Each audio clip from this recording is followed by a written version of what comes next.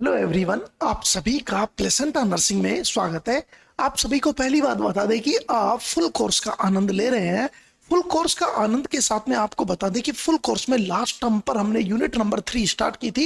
Unit number 3 का पहला lecture हुआ था।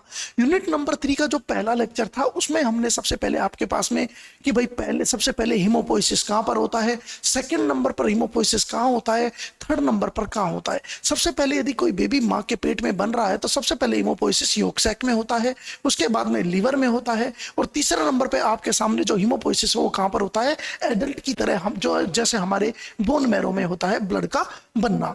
फिर हमने बात किया था लास्ट टर्म पर प्रेगनेंसी चेंजेज, अर्थात मदर में कौन कौन से चेंजेज होते हैं प्रेगनेंसी के टाइम पर। तो हम क्या पढ़ रहे थे लास्ट टर्म पर, मदर में चेंजेज। क्या पढ़ रहे थे बेटा हम लास्ट टर्म पर आपके सामने पढ़ रहे थे, क्या पढ़ रहे थे सर, मैटरनल चेंजेज या मदर चेंजेज। मदर में क्या क्या चेंजेज होते हैं, चेंजेज इन अर्थात एट टाइम ऑफ प्रेगनेंसी। किसके टाइम पर, प्रेगनेंसी के टाइम पर, अर्थात मदर के अंदर कौन कौन से चेंजेज होते हैं। बहुत इंपॉर्टेंट लेक्चर है। यस, सबसे पहले unit number 3 foetal physiology. Unit का नाम क्या है, फीटल फिजियोलॉजी। लेक्चर नंबर आपके सामने नेक्स्ट, ध्यान से समझना, ऑर्डर ऑफ कार्डियक आउटपुट। सबसे पहले मदर में प्रेगनेंसी के टाइम पे कार्डियक आउटपुट किस तरह से बदलता है।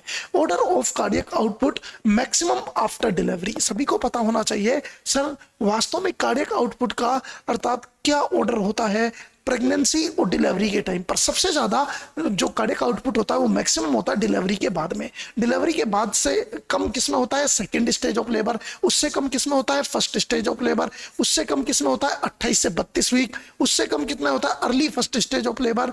तो आपको याद रखना है कि सबसे ज्यादा किस टाइम पर अर्थात मैटरनल आउटपुट होता है, मतलब कार्डियक आउटपुट होता है मदर के अंदर। कार्डियक आउटपुट क्या होता है, जैसे मेरा कार्डियक आउटपुट 5 लीटर पर मिनट है। सर कार्डियक आउटपुट कैसे निकालते हैं, कार्डियक आउटपुट निकालने का एक तरीका होता है बच्चों। कौन सा तरीका होता है आपको बता दें, heart rate into stroke volume. Stroke volume normally एक बार में इजेक्शन वॉल्यूम कितना होता है, स्ट्रोक वॉल्यूम लगभग 70 ml होता है।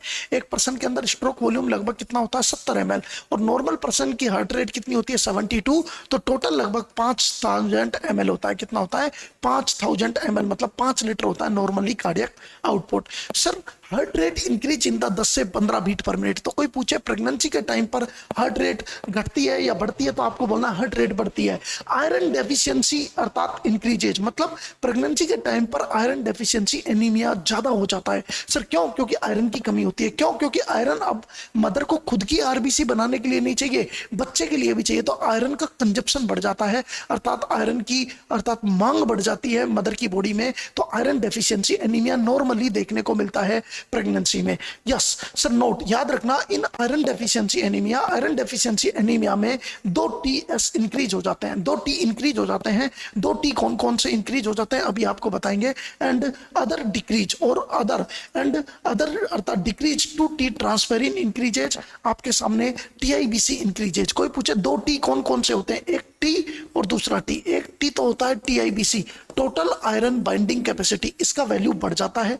और दूसरा किसका वैल्यू बढ़ जाता है बेटा, सीरम ट्रांसफेरिन। टी का मतलब सीरम ट्रांसफेरिन, टी का मतलब है यहाँ पर ट्रांसफेरिन, अर्थात ट्रांसफेरिन का वैल्यू क्या हो जाता है, बढ़ जाता है। तो ध्यान से समझना, 2 T बढ़ जाते हैं और बाकी अर्थात T, तो टोटल आयरन बाइंडिंग कैपेसिटी बढ़ जाती है, ट्रांसफेरिन का लेवल बढ़ जाता है, और बाकी के जितने भी T होते हैं वो सारे T क्या हो जाते हैं, कम हो जाते हैं। देखिए बेटा आप ध्यान से, सर आयरन अर्थात डेफिशिएंसी एनीमिया में क्या क्या होता है, सीरम आयरन क्या हो जाता है, कम हो जाता है। आयरन डेफिशिएंसी तभी बोलोगे जब बॉडी के ब्लड में आयरन कम हो जाए, तो सीरम आयरन कम हो जाता है। सीरम ट्रांसफेरिन अर्थात सीरम फेरेटिन, ये भी क्या हो जाता है, कम हो जाता है। सीरम फेरेटिन भी कम हो जाता है। TIBC total iron binding capacity, ये क्या हो जाती है, बढ़ जाती है।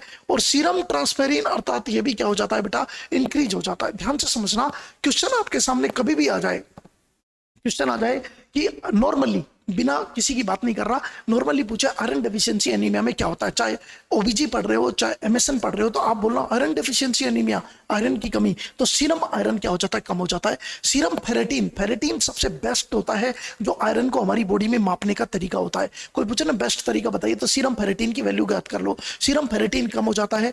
TIBC अभी देख लो, 2 T बढ़ते हैं, TIBC बढ़ता है और सीरम ट्रांसफेरिन बढ़ता है। सीरम ट्रांसफेरिन बढ़ता है, लेकिन सीरम ट्रांसफेरिन सेचुरेशन घटता है। सेचुरेशन का मतलब ट्रांसपेरेंट क्या है, एक प्रोटीन है, तो प्रोटीन अपना नंबर बढ़ा लेती है, लेकिन आयरन तो है ही नहीं ब्लड में, तो प्रोटीन बहुत सारी घूमती है, सीरम ट्रांसपेरेंट इंक्रीज हो जाता है, लेकिन सीरम ट्रांसपेरेंट का सेचुरेशन मतलब उसका आयरन से जुड़ने की, अर्थात आयरन से जुड़ना है, जो आयरन जुड़ना है वो आयरन कम जुड़ेगा क्योंकि आयरन ब्लड में है ही नहीं, तो सीरम ट्रांसपेरेंट सेचुरेशन कम हो जाता है। तो इधर देखो, आपसे कोई क्वेश्चन पूछे इन iron deficiency anaemia, iron deficiency deficiency anaemia, iron deficiency anaemia में ध्यान से समझना, इन iron deficiency anaemia, iron deficiency anaemia के अंदर क्या होता है, तो आप बोलना sir serum transferrin, serum transferrin, sir ये क्या चीज है, प्रोटीन है, सीरम ट्रांसफेरिन जो प्रोटीन है इसका वैल्यू तो बढ़ता है क्योंकि प्रोटीन अपना नंबर बढ़ा लेती है, क्योंकि अर्थात आयरन कम उपलब्ध है तो सोचती है कि ज्यादा से ज्यादा जुड़ूंगी, और जुड़ने का मतलब टीआईबीसी बढ़ गई, टोटल आयरन बाइंडिंग कैपेसिटी बढ़ गई। तो दूसरी चीज सर, लेकिन यदि पूछे सीरम ट्रांसफेरिन सेचुरेशन, कोई पूछे सीरम ट्रांसफेरिन अर्थात सेचुरेशन, कोई भी पूछे सीरम ट्रांसफेरिन सेचुरेशन, तो सेचुरेशन क्या हो जाएगा, डिक्रीज हो जाएगा, क्योंकि आयरन है ही नहीं तो सेचुरेट होगी नहीं। चलिए नेक्स्ट आता है, टॉपिक आता है changes in the genital organ during pregnancy.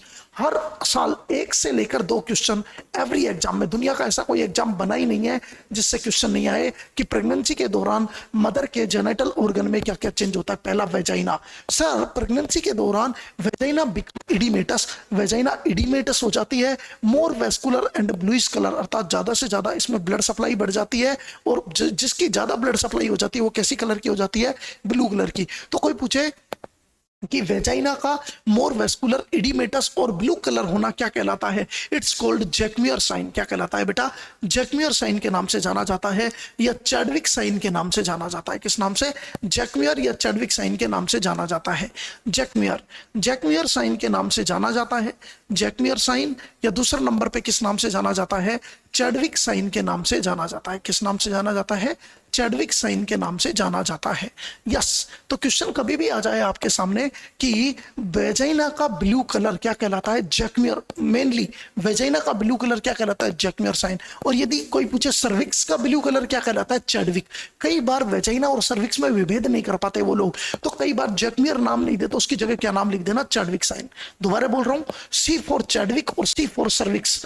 Mainly cervix का जो ब्लू कलर है, सर्विक्स का ब्लूइश कलर क्या कहलाता है आपका, क्या कहलाता है, चैडविक साइन। और वेजाइना का ब्लू कलर, वेजाइना का ब्लू कलर क्या कहलाता है, अर्थात क्या कहलाता है, प्रेगनेंसी के ब्लू कलर क्यों आया, प्रेगनेंसी के दौरान इनकी ब्लड सप्लाई बढ़ गई, उसे बोलते हैं जैकम्यूर। लेकिन कई बार क्या होता है, सीधा पूछ लेता है blue colour of the vagina is called, answer में दे देगा ए कोई और साइन, और बी दे देगा चैडविक साइन। तो बिना देखे जैकम्यूर और चैडविक लगभग एक ही साइन है, तो चैडविक आंसर दे देना। वेजाइना के लिए भी क्या आंसर दे सकते हो, चैडविक दे सकते हो, लेकिन मेनली चैडविक साइन किसके लिए होता है, सर्विक्स के लिए। क्लियर। चलिए नेक्स्ट आपके सामने, सर वेजाइना में और क्या होता है, Doderlein bacilli increases during pregnancy. Doderlein bacilli एक क्या होता है, सुनना बेटा, डोडेलिन बेसिलाई एक बैक्टीरिया होता है जिसको लैक्टोबैसिलाई भी कहते हैं। ये प्रेगनेंसी के दौरान अर्थात क्या हो जाता है, फीमेल की वेजाइना में बढ़ जाते हैं इसके नंबर। सर ये क्या काम करता है, आप सभी को पता होना चाहिए। सर ये क्या काम करता है, जो ग्लाइकोजन होती है, उस जो फीमेल के टिश्यूज में ग्लाइकोजन होती है उसको किसमें चेंज करता है, लैक्टिक एसिड में। इसका मतलब वेजाइना के अंदर लैक्टिक एसिड बना दिया, इसका मतलब वेजाइना की पीएच एसिडिक कर देता है। तो प्रेगनेंसी के दौरान वेजाइना की पीएच और ज्यादा एसिडिक हो जाती है। सर नॉर्मली वेजाइना की पीएच कितनी होती है, तुम खुद बताओ, नॉर्मल वेजाइना की पीएच कितनी होती है, लगभग अर्थात 4 से लेकर 5, 4 से 5, लेकिन प्रेगनेंसी में कितनी हो जाएगी, और कम, 3 से लेकर अर्थात 4। एवरेज बोलूं तो 3.5 और इधर एवरेज बोलूं तो 4.5। नॉर्मली 4.5 होती है, लेकिन प्रेगनेंसी के दौरान कितनी हो जाती है, 3.5। इधर देखो, नॉर्मल वेजाइना की पीएच 4 से 5, लेकिन ड्यूरिंग प्रेगनेंसी के दौरान पीएच कितनी हो जाती है, 3.5। कोई पूछे क्यों, क्योंकि लैक्टोबैसिलाई के नंबर बढ़ जाते हैं। लैक्टोबैसिलाई क्या करता है, ग्लाइकोजन को किसमें कन्वर्ट करता है बेटा, लैक्टिक एसिड में कन्वर्ट करता है। क्लियर। चलिए दूसरी चीज आती है कि मदर में प्रेगनेंसी के दौरान यूट्रस में क्या चेंज आते हैं, मदर के यूट्रस में क्या चेंज आएंगे। सर यूट्रस में सबसे पहले question, weight of the non pregnant uterus. यदि कोई नॉन प्रेग्नेंट यूट्रस है जो प्रेग्नेंट एक अनमैरिड फीमेल है, कंवारी लड़की है, तो उसका अर्थात नॉन प्रेग्नेंट यूट्रस कितना होगा? 70 ग्राम, लगभग 60 से 70 ग्राम। लेकिन weight of the pregnant uterus का वेट कितना होगा? 1000 ग्राम। कितना होता है? 1000 ग्राम। याद रखना, देखो बेटा, नॉन प्रेगनेंसी से प्रेगनेंसी होने में यूट्रस एक मस्कुलर ऑर्गन होता है, इलास्टिक ऑर्गन होता है, इसका वेट बढ़ता जाता है। मस्कुलर का हाइपरप्लेजिया और आपके सामने हाइपरट्रोफी होती जाती है प्रेगनेंसी के दौरान, और ये मस्कुलर वेट कितना हो जाता है? 1000 ग्राम। मैंने दो वर्ड बोले, हाइपरप्लेजिया और हाइपरट्रोफी। हाइपरप्लेजिया सेल के नंबर बढ़ना, हाइपरट्रोफी अर्थात सेल की अर्थात साइज बढ़ना। लेकिन याद रखना, दोनों केस में क्या होता है? किसी भी चीज का वेट बढ़ता है, चाहे हाइपरप्लेजिया हो चाहे हाइपरट्रोफी हो, किसी भी चीज का क्या बढ़ाती है? वेट बढ़ाती है, मास बढ़ाती है। दूसरा क्वेश्चन आ सकता है, लेंथ बताइए नॉन प्रेग्नेंट। यदि नॉन प्रेग्नेंट यूट्रस है तो उसकी लेंथ कितनी होती है? 7.5 सेंटीमीटर। लेकिन प्रेगनेंसी के दौरान लेंथ कितनी हो जाती है? लगभग 5 गुना, 35 सेंटीमीटर। कितनी हो जाती है? 35 सेंटीमीटर। प्रेगनेंसी के दौरान यूट्रस की लेंथ बढ़ जाती है। इलास्टिक ऑर्गन है, मैंने कहा ना। Capacity of non pregnant uterus, कोई कहे कि नॉन प्रेग्नेंट यूट्रस में कितना फ्लूइड आ सकता है? ओनली 10 ml कैपेसिटी है, 10 ml चीज रख सकता है। लेकिन प्रेगनेंसी के दौरान एक पूरा बच्चा रख लेता है यार। प्रेगनेंसी के दौरान इसकी कैपेसिटी कितनी हो जाती है? आपके सामने 500 ml। कितनी हो जाती है? 500 ml। तो कैपेसिटी ऑफ प्रेग्नेंट यूट्रस लगभग कितनी हो जाती है? 500 ml। क्वेश्चन आ जाए, shape of non pregnant uterus. Shape बताइए। ये कितनी बार क्वेश्चन आया है कि नॉर्मल यूट्रस की शेप क्या होती है? आप याद रखना, इन्वर्टेड पायरीफॉर्म। कैसी होती है? इन्वर्टेड पायरीफॉर्म, मतलब उल्टे नाशपाती के आकार की। कैसी होती है? Inverted pyriform. नॉर्मल यूट्रस की शेप कितनी होती है? Inverted pyriform. देखो प्रेगनेंसी में कैसे कैसे चेंज आते हैं।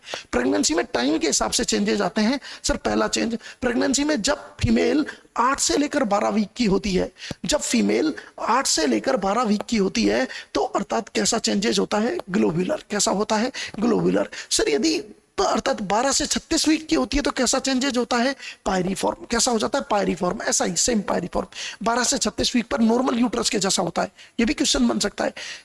यदि जब प्रेगनेंसी मां के पेट में 8 से 12 वीक की है, लगभग फर्स्ट ट्राइमेस्टर में चल रही है, तो यूट्रस कैसा होता है? ग्लोबुलर। कैसा होता है? ग्लोब्यूल जैसा।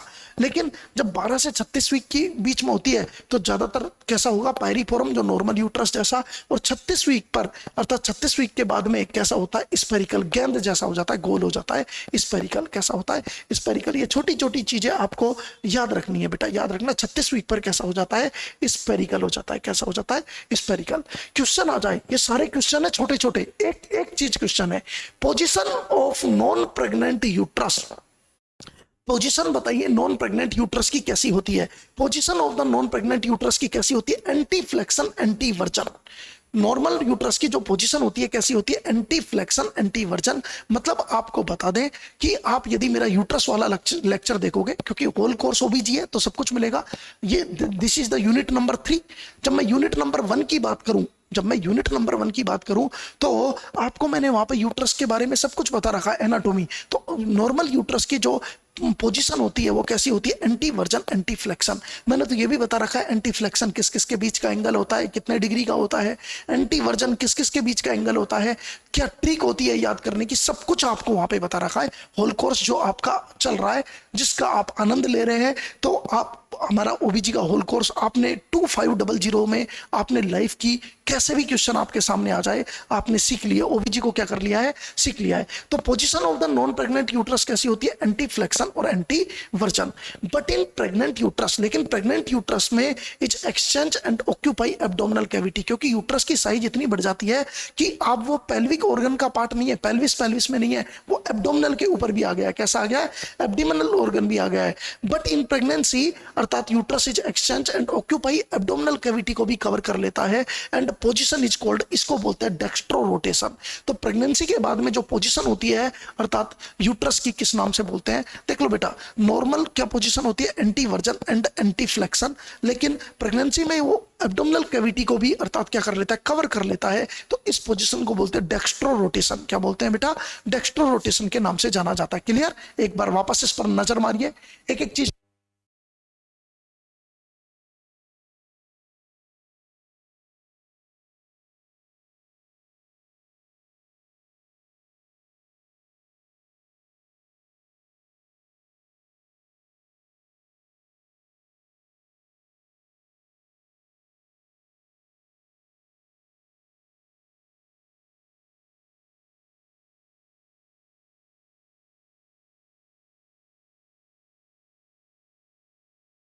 आपको देखने को मिल सकता है एंटीवर्जन, एंटीफ्लेक्शन और प्रेग्नेंट यूट्रस की शेप कैसी होती है, डेक्स्ट्रो रोटेशन। आगे चले, क्लियरली समझ में आया? चलते हैं नेक्स्ट। ब्रेस्ट, सर ब्रेस्ट में क्या चेंजेस आएंगे, ब्रेस्ट से क्या क्वेश्चन पूछा जा सकता है?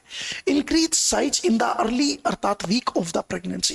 अर्ली वीक ऑफ प्रेगनेंसी में कार्पस लूटियम क्या निकालती है, प्रोजेस्टेरोन। और प्रोजेस्टेरोन देखो बेटा, ब्रेस्ट की दो तरह की अर्थात ग्रोथ होती है, एक होती है एल्वोलर ग्रोथ और एक होती है सिक्रेटिव ग्रोथ। सुनना बेटा, आपके सामने निप्पल कैसा हो जाता है, बिकम लार्जर हो जाता है। निप्पल बिकम कैसा हो जाता है, लार्जर हो जाता है। कैसा हो जाता है, लार्जर हो जाता है। एक सेकेंड होल्ड कीजिए।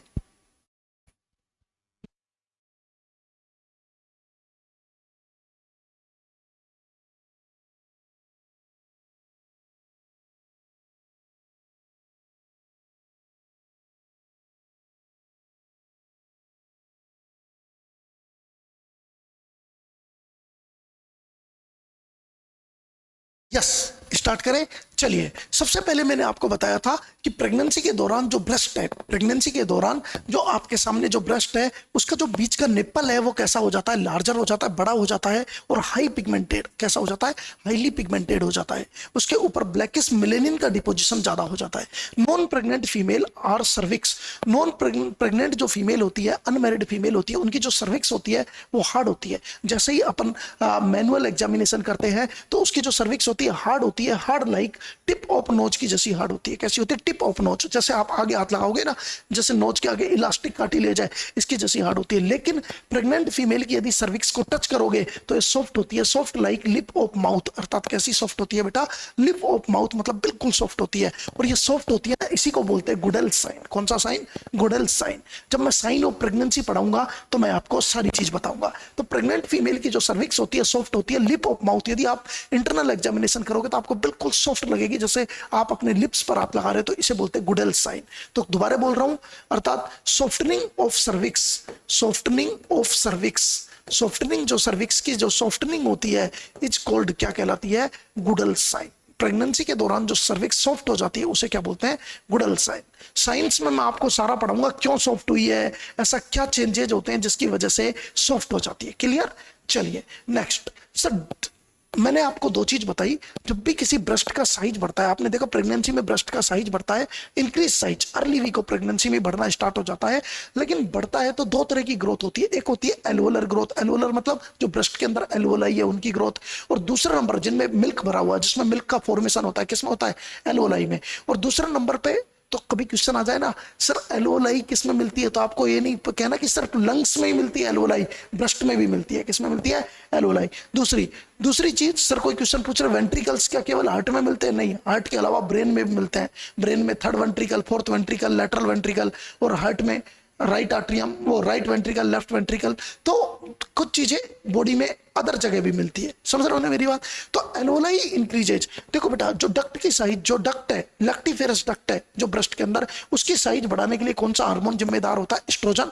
और एल्वोलाई की साइज बढ़ाने के लिए कौन सा जिम्मेदार होता है, प्रोजेस्टेरोन। और ये दोनों ही प्रेगनेंसी के टाइम पर हाई लेवल पे होते हैं, एस्ट्रोजन और प्रोजेस्टेरोन। इन दोनों की वजह से ब्रेस्ट की साइज क्या हो जाती है, बढ़ जाती है।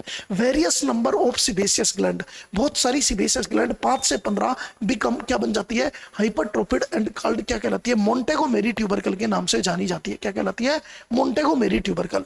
Various number of the sebaceous gland, various number of the sebaceous gland, आपको मैं बता दूं, निप्पल के चारों ओर का जो पिगमेंटेड एरिया होता है उसको हम बोलते हैं एरियोला। यदि मान के चलो एक फीमेल है और उसके ब्रेस्ट के बारे में यदि मैं बात करूं, तो उसके ब्रेस्ट के बारे में यदि मैं बात करूं, एक फीमेल के ब्रेस्ट के बारे में यदि मैं बात करूं, तो ब्रेस्ट के चारों तरफ जो हाईली ब्लैक पिगमेंटेड एरिया होता है उसे अपन किस नाम से बोलते हैं, एरियोला। क्या बोलते हैं बेटा, एरियोला। और ये जो आगे की तरफ निकला हुआ है उसको क्या बोलते हैं, निप्पल। तो जो एरियोला है ना, यहां पर बहुत सारी सिबेशियस ग्लैंड बन जाती है। कौन सी ग्लैंड बन जाती है, सिबेशियस। और ये सिबेशियस ग्लैंड किस नाम से जानी जाती है, मोंटेगोमेरी ट्यूबरकल। तो कभी क्वेश्चन आ जाए मोंटेगोमेरी अर्थात ट्यूबरकल किस में मिलता है, तो आप आंसर में बोलना मोंटेगोमेरी ट्यूबरकल किसके अंदर देखने को मिलता है बेटा, आपके ब्रेस्ट में देखने को मिलता है। क्वेश्चन आ जाए मोंटेगोमेरी ट्यूबरकल किसका रूपांतरण होता है, किसका मॉडिफिकेशन होता है, तो आंसर में बोलना सिबेशियस ग्लैंड का। किसका, सिबेशियस ग्लैंड का। लेकिन कभी कोई क्वेश्चन पूछ ले breast is the modification of, breast कौन से टिश्यू का मॉडिफिकेशन है, ब्रेस्ट कौन सी ग्लैंड का modification? Breast is the modification of, breast is the modification of कौन सी ग्लैंड का मॉडिफिकेशन है बेटा? Breast is the modification of कौन सी ग्लैंड का मॉडिफिकेशन है? आप सभी को पता होना चाहिए, स्वेट ग्लैंड का। किसका? स्वेट ग्लैंड का। कौन सा? स्वेट ग्लैंड का। आपने कभी नाम सुना होगा, कुछ ग्लैंड्स ऐसी होती है, जो ग्लैंड्स होती है वो 3 तरह की होती है। ग्लैंड्स कितनी तरह की होती है? 3 तरह की ग्लैंड्स। सबसे पहले होती है मीरोक्राइन, मीरोक्राइन। दूसरी होती है आपके सामने एपोक्राइन। कैसी होती है? एपोक्राइन। क्या बोलते हैं? एपोक्राइन। और तीसरा नंबर की ग्लैंड होती है होलोक्राइन। कैसी होती है? होलोक्राइन। एक एक चीज को समझना, आपको मजे आएंगे।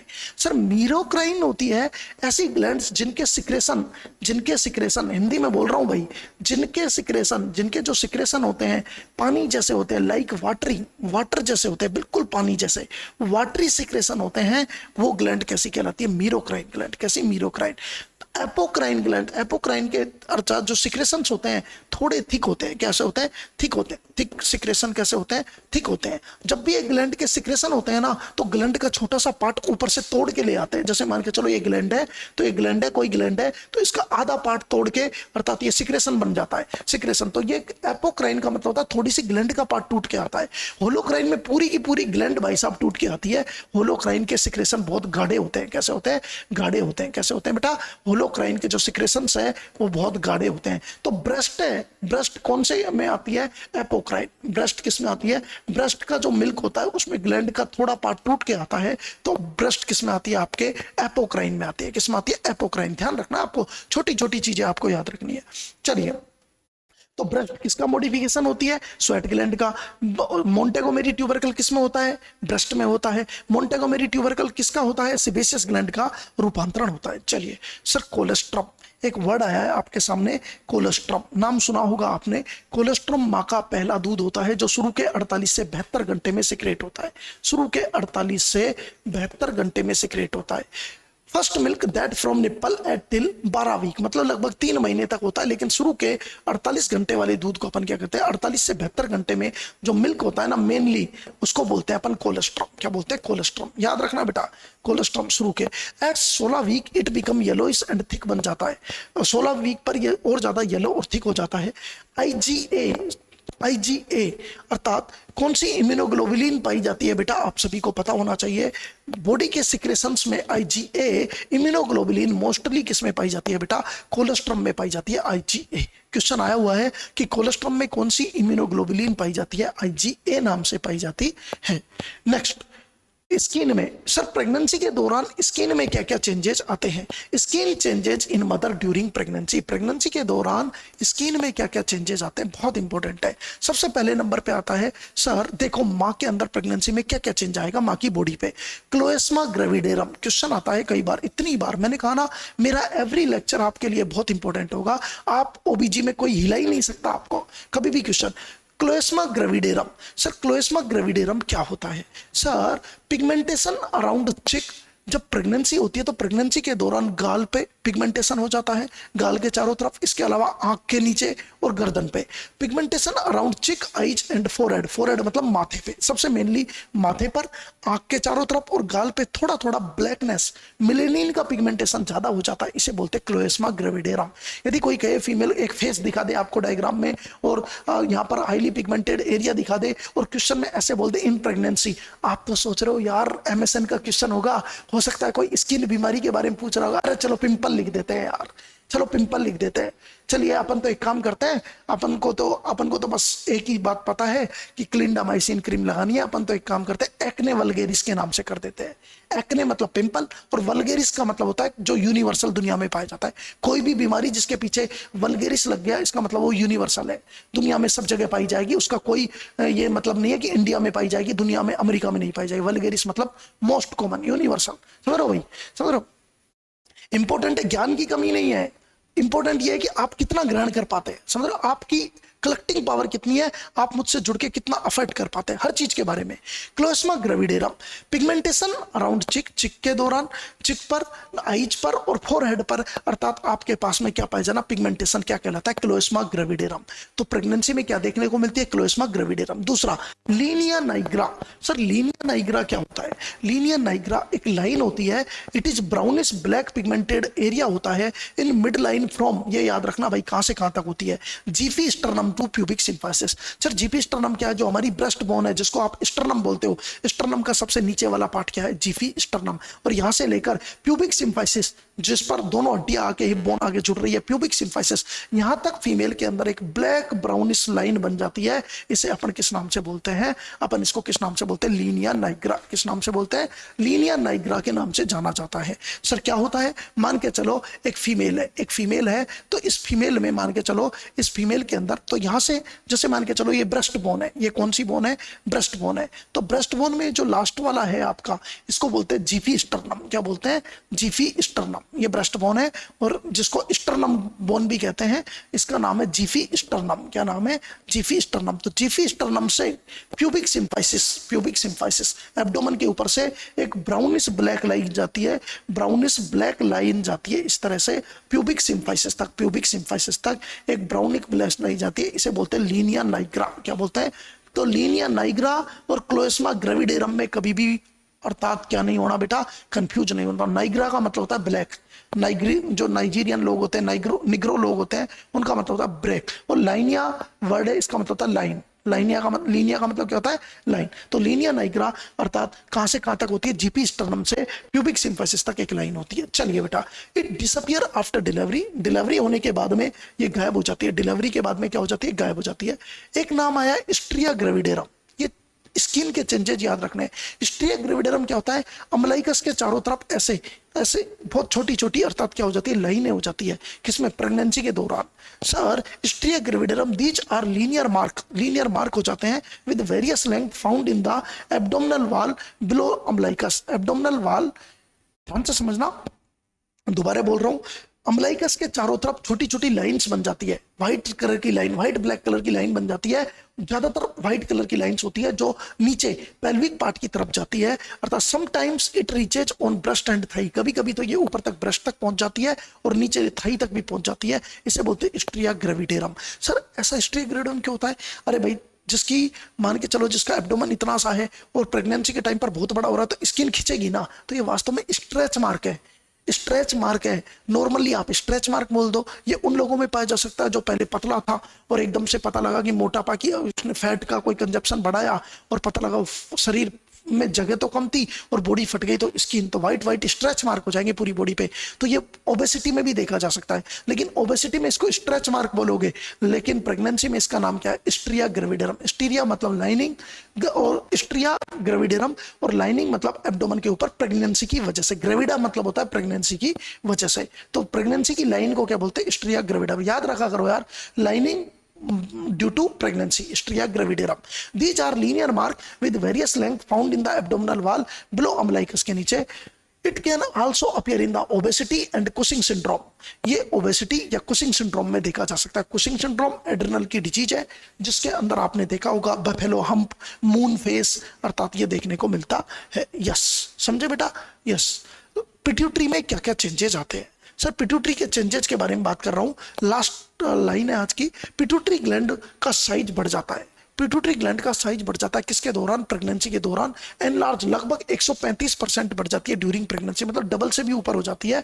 सर किसकी वजह से, एस्ट्रोजन हार्मोन की वजह से। तो याद रखना प्रेगनेंसी में पिट्यूटरी का साइज बढ़ जाता है। इंसुलिन का रेजिस्टेंस भी बढ़ जाता है प्रेगनेंसी में। ये अच्छा क्वेश्चन है, सबसे अच्छा क्वेश्चन है कि प्रेगनेंसी के दौरान इंसुलिन का अर्थात रेजिस्टेंस बढ़ता जाता है। यदि कोई फीमेल को अर्थात डायबिटीज है जो इंसुलिन पे है, तो उसको फर्स्ट ट्राइमेस्टर में कम इंसुलिन की जरूरत पड़ेगी, सेकंड ट्राइमेस्टर में और ज्यादा इंसुलिन की जरूरत पड़ेगी। क्यों, क्योंकि जैसे जैसे प्रेगनेंसी का नंबर बढ़ता है और थर्ड ट्राइमेस्टर में और ज्यादा इंसुलिन की जरूरत पड़ेगी। In pregnancy not advise to supine position. Question आता है प्रेगनेंसी में यदि कोई फीमेल 6 महीने से ऊपर है तो उसको सीधा सोने की सलाह नहीं देते, क्योंकि यूट्रस के वेट की वजह से जो यूट्रस के नीचे जाती है इंफीरियर वेना केवा वो दब जाती है और सुपाइन हाइपोटेंशन हाइपोटेंशन, बीपी कम हो जाता है, इसे बोलते हैं सुपाइन, मतलब सीधा सोने से। हाइपोटेंशन हो गया मतलब बीपी लो हो गया, इसका मतलब इंफीरियर वेना केवा दब गई। इन प्रेगनेंसी के दौरान not advise to supine position, supine position में अर्थात रहने की सलाह नहीं दी जाती, सोने की सलाह नहीं देती। क्यों मदर को? क्योंकि इट कैन कोज, इसकी वजह से सुपाइन हाइपोटेंशन सिंड्रोम हो जाता है। कोई पूछे क्या होता है सुपाइन हाइपोटेंशन सिंड्रोम? सुपाइन मतलब सीधा सोने से, हाइपोटेंशन मतलब बीपी कम हो जाता है। सर क्यों हुआ? क्योंकि प्रेगनेंसी में uterus has more weight, uterus का वेट ज्यादा होता है। When female is supine position, जब फीमेल सुपाइन पोजीशन में सोती है तो यूट्रस क्या करता है? कंप्रेस कर देता है। किसको दबा देता है? इंफीरियर वेना केवा को दबा देता है, आईवीसी, इंफीरियर वेना केवा।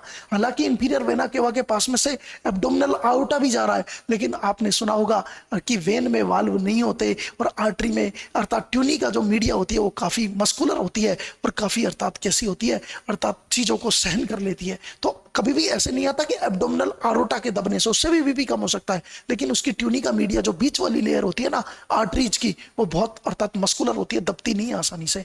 तो इसलिए हमेशा बोला जाता है इंफीरियर वेना केवा दबने की वजह से। याद रखना, कोई नहीं बताएगा आपको ये सारी चीजें।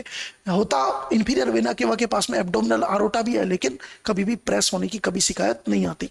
प्रेगनेंसी में यूट्रस का वेट ज्यादा होता है, तो फीमेल जब अर्थात सुपाइन पोजीशन में सीधी लेटती है, अर्थात अपने पीठ के बल, बैक के बल पे सीधी लेटती है, बिल्कुल सीधी, तो यूट्रस क्या करता है? कंप्रेस कर देता है इंफीरियर वेना केवा को। सो ब्लड रिटर्न, जो ब्लड का वापस जो रिटर्न होता है राइट आर्ट्रियम में, हार्ट का जो राइट आर्ट्रियम में जाता है, वो अर्थात ब्लड रिटर्न अर्थात to heart is increase, increase नहीं बोलोगे डिक्रीज, कैसा हो जाएगा? कम हो जाएगा। ब्लड वापस नहीं जाएगा तो अर्थात क्या हो जाएगा? स्ट्रोक वॉल्यूम, कार्डियक आउटपुट कम हो जाएगा। सो अर्थात सुपाइन हाइपोटेंशन सिंड्रोम हो जाएगा। सो लेफ्ट लेटरल पोजीशन, हमेशा लेफ्ट लेटरल पोजीशन क्या दी जाती है? लेफ्ट लेटरल पोजीशन एडवाइज की जाती है, हमेशा लेफ्ट लेटरल पोजीशन क्या की जाती है?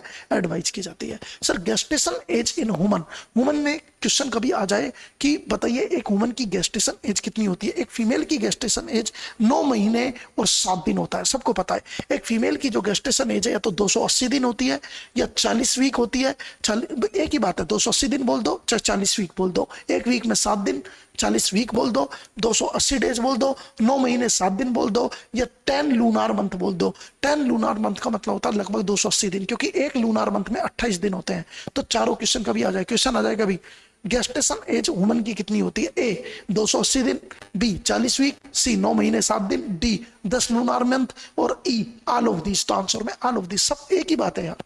कैलकुलेशन नगेल्स फॉर्मूला, कभी भी किसी की एक्सपेक्टेड डेट ऑफ डिलीवरी निकालनी है तो नगेल्स फॉर्मूला होता है ओबीजी में, जिसमें 9 महीने 7 दिन जोड़ दो, किसमें? फर्स्ट डे ऑफ एलएमपी, मतलब लास्ट मेंस्ट्रुएशन पीरियड में, अर्थात 9 महीने 7 दिन जोड़ दो। एक एग्जांपल, यदि एक फीमेल की जो लास्ट डे है प्रेगनेंसी का वो 1 जनवरी 2021 था, एक फीमेल का जो लास्ट मेंस्ट्रुएशन पीरियड है वो कब आया था? 1 जनवरी 2021 को आया। और आपसे क्वेश्चन पूछ ले सर 1 जनवरी 2021 को आया तो बताइए उसकी डिलीवरी की डेट क्या होगी? तो आप क्या करो, 9 महीने 7 दिन जोड़ दो। तो 1 जनवरी है तो 7 दिन जोड़ा तो 8 हो गया, 8 तारीख, और कितने महीने? 9 महीने, फरवरी, मार्च, अप्रैल, मई, जून, जुलाई, अगस्त, सितंबर, अक्टूबर, 8 अक्टूबर। तो आंसर क्या हो जाएगा? 8 अक्टूबर उसकी डिलीवरी डेट हो जाएगी, एक्सपेक्टेड डेट ऑफ डिलीवरी। और मैं तो यहां तक भी बताता हूं, जो डॉक्टर्स डेट देते हैं हम, तो उस पर expected date of delivery scientific data है, देखा हुआ एक्सपीरियंस डाटा है, ओनली 4% डिलीवरी होती है एक्सपेक्टेड डेट ऑफ डिलीवरी पर।